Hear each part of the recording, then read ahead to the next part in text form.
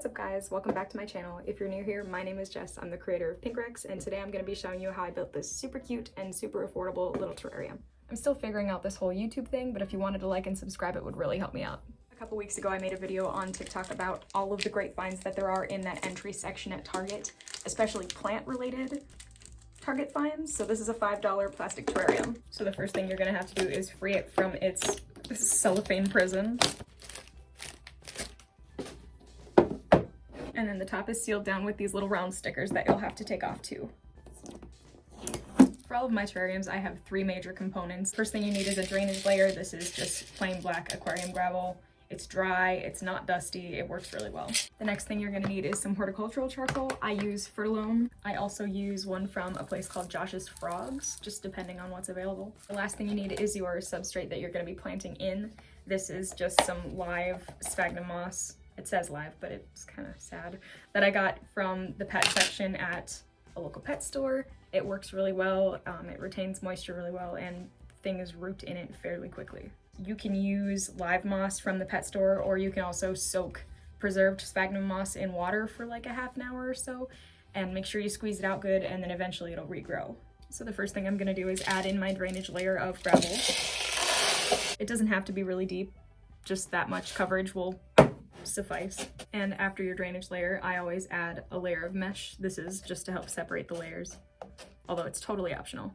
And right after that first mesh layer, you're gonna wanna add in your charcoal. Some people rinse their charcoal first. I never do. It just helps to reduce the dust because it is kind of dusty. And then after that thin layer of charcoal is in place, you can add your next layer of mesh. Totally optional. You can definitely build this without any mesh. After your drainage layers are all in place, you can go ahead and add your substrate. I'm using sphagnum moss, but you could definitely use just regular potting soil or even a cactus mix. You just want to make sure that water isn't going to sit stagnant on top of whatever substrate you choose to use.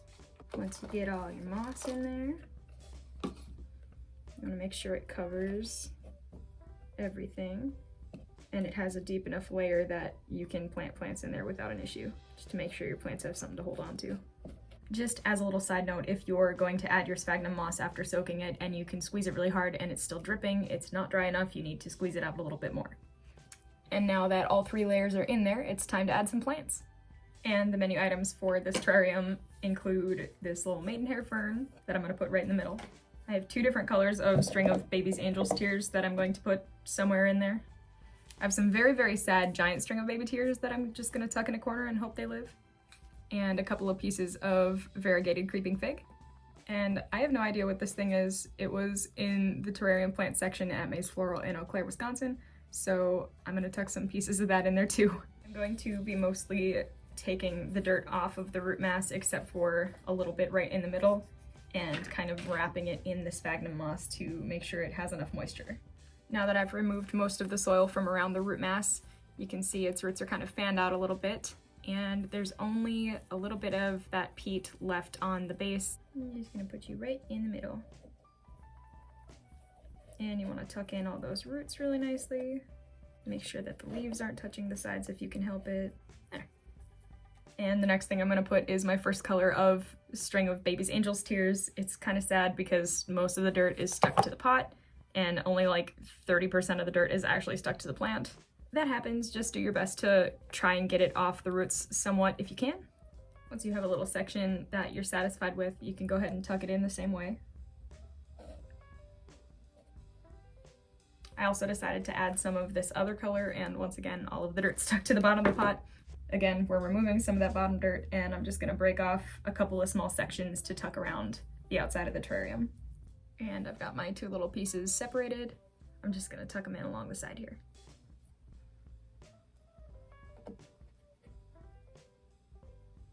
And next I'm gonna go in with these very sad giant string of baby tears that have been dying in this nursery pot for a hot minute. These can get kind of tall and leggy if they don't have a lot of light.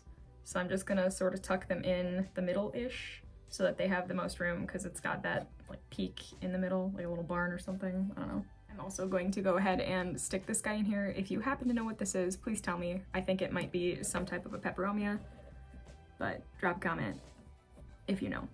Last but certainly not least, we have our little variegated creeping fig, I'm just gonna take some cuttings of him and tuck them along the back side here. I've just kind of got a handful of bits with 3 or 4 leaves on them. You want to have at least, I would say at least 3 leaves per cutting, just to make sure it has enough energy. Tuck them in along the side. All right, and there's the finished product. We got our maidenhair fern in the front. We've got these little creeping fig cuttings, our string of tears everywhere, and I have this little mystery, whatever the heck this thing is. I am just gonna spray it down a little bit one more time here. And go ahead and close her up. If you like the video, please make sure to like it and subscribe. And I'll see you next time. I think my next video is going to be of me mounting my staghorn fern. Okay, thanks for watching, bye!